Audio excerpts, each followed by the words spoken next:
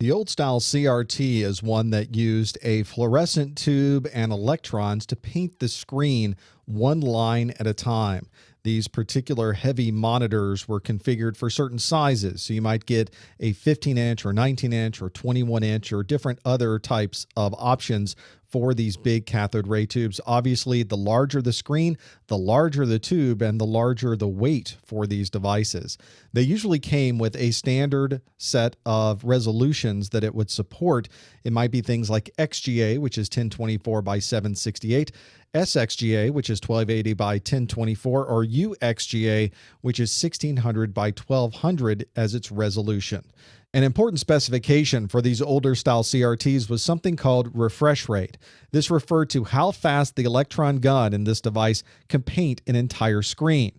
The refresh rates of these devices tended to be about 65 to 75, sometimes 85 hertz. That means that we could refresh the screen 85 times in a single second. What we started to see as the resolutions got larger is the electron beam took longer to be able to update and refresh the entire screen.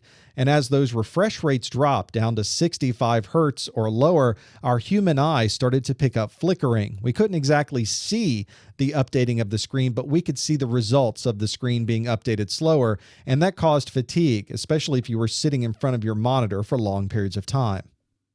These days, a very common display type is an LCD. That's a liquid crystal display. We don't have tubes, there's no longer an electron gun, and we don't have to worry so much about that electron gun painting the screen. Instead, we have a backlight that is always on a liquid crystal display, and when we provide power to a transistor, it repolarizes the light so that it can now come through and display a certain color.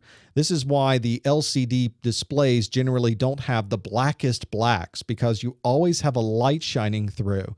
And you'll find if you're doing a lot of graphics work or a lot of work that needs to be printed, you need very good color representation on the screen. You want to make sure that you have a very high quality LCD because of that backlight.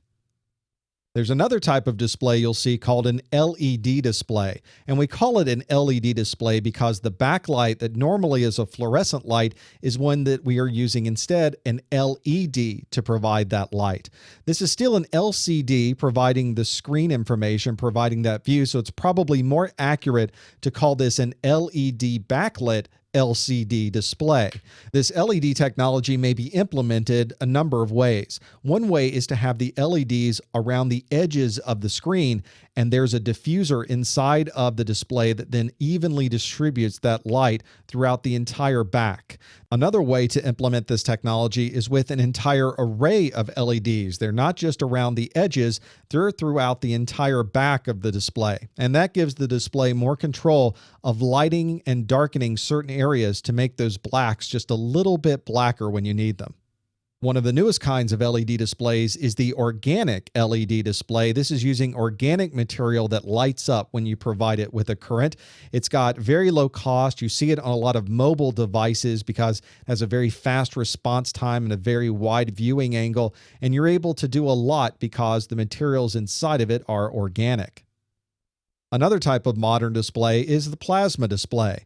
A plasma display is one that has a tiny little cells all in the display itself, and those cells have inside of them a noble gas and mercury.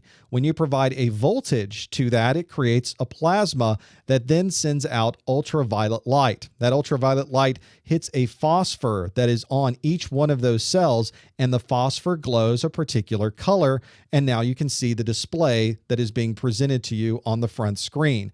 Because we're using these phosphors to provide the colors, we can have very deep blacks. If you're working with something that will be going to a printer, if you're doing video editing, this will provide very good color representation for you. These displays aren't perfect, of course. They use a lot of power, and you'll find because of the method they're using to provide this color in the plasma that they put off a lot of radio interference. If you live a long way above sea level, you'll find that plasma displays become less effective as well. So make sure you check the specifications if you're living in a mountainous area, and make sure that the plasma display will work where you live. Many organizations have digital projectors like this one, so they can take information that's on one screen and project that on the wall for many people to be able to see at one time. We usually call these LCD projectors, but the reality is there's a lot of different technologies that are used today to take that video display and put it onto the screen, not just LCDs. When you're using these displays, you'll notice that they get very, very warm. There's a lot of heat that's being blown out of these because the bulb that's inside of it gets very, very hot. It's a very bright bulb, and you want to be sure that it continues to be cooled the entire time you're using this projector. You want to be very careful about that when you power off. Normally, when you power off a projector like this, the fan continues to run to make sure that that bulb cools down properly. If it does not cool down properly, there is a chance you could damage the bulb, and the bulbs in these devices are very, very expensive.